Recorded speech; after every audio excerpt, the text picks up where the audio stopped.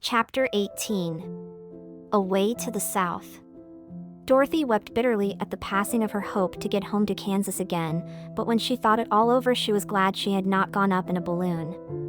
And she also felt sorry at losing Oz, and so did her companions.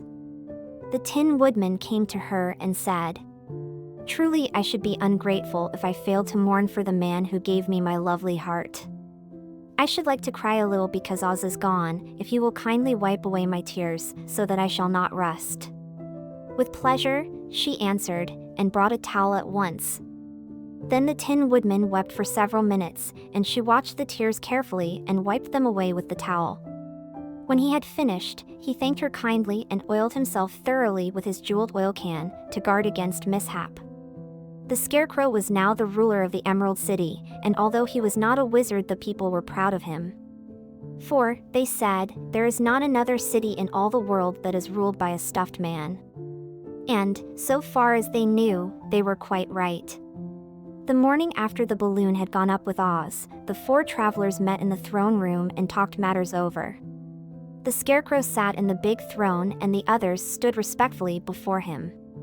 "We are not so unlucky," said the new ruler, "for this palace and the Emerald City belong to us, and we can do just as we please. When I remember that a short time ago I was up on a pole in a farmer's cornfield, and that now I am the ruler of this beautiful city, I am quite satisfied with my lot. I also," said the Tin Woodman, "am well pleased with my new heart, and, really, that was the only thing I wished in all the world. For my part, I am content in knowing I am as brave as any beast that ever lived, if not braver," said the Lion modestly. "If Dorothy would only be contented to live in the Emerald City," continued the Scarecrow, "we might all be happy together." "But I don't want to live here," cried Dorothy. "I want to go to Kansas, and live with Aunt Em and Uncle Henry." "Well, then, what can be done?" inquired the Woodman. The Scarecrow decided to think, and he thought so hard that the pins and needles began to stick out of his brains. Finally, he said, "Why not call the winged monkeys, and ask them to carry you over the desert?"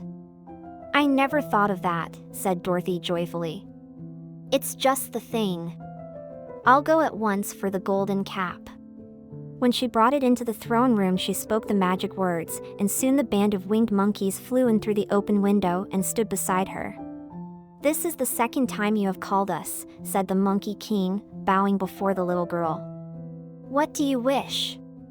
"I want you to fly with me to Kansas," said Dorothy. But the Monkey King shook his head.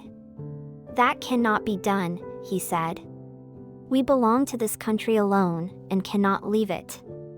There has never been a winged monkey in Kansas yet, and I suppose there never will be, for they don't belong there.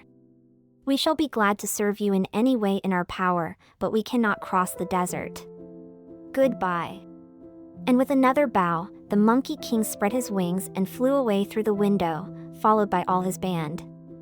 Dorothy was ready to cry with disappointment.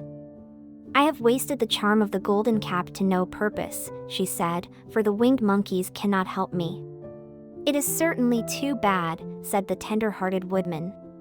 The Scarecrow was thinking again, and his head bulged out so horribly that Dorothy feared it would burst. "Let us call in the soldier with the green whiskers," he said, "and ask his advice." So the soldier was summoned and entered the throne room timidly, for while Oz was alive he never was allowed to come farther than the door. "This little girl," said the Scarecrow to the soldier, "wishes to cross the desert. How can she do so?" "I cannot tell," answered the soldier, "for nobody has ever crossed the desert, unless it is Oz himself." "Is there no one who can help me?" asked Dorothy earnestly. "Glinda might," he suggested.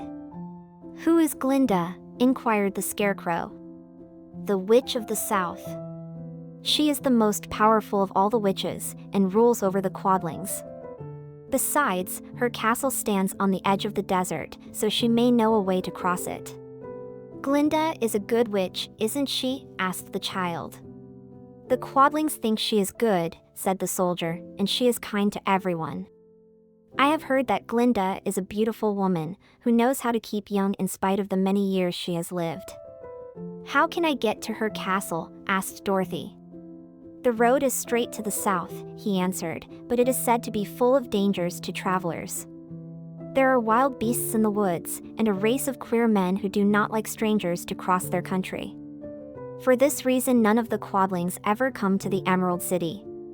The soldier then left them, and the Scarecrow said, "It seems, in spite of dangers, that the best thing Dorothy can do is to travel to the land of the South and ask Glinda to help her. For, of course, if Dorothy stays here she will never get back to Kansas." "You must have been thinking again," remarked the Tin Woodman. "I have," said the Scarecrow. "I shall go with Dorothy," declared the Lion, "for I am tired of your city and long for the woods and the country again. I am really a wild beast, you know. Besides, Dorothy will need someone to protect her."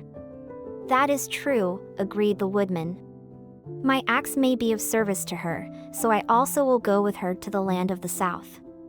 "When shall we start?" asked the Scarecrow.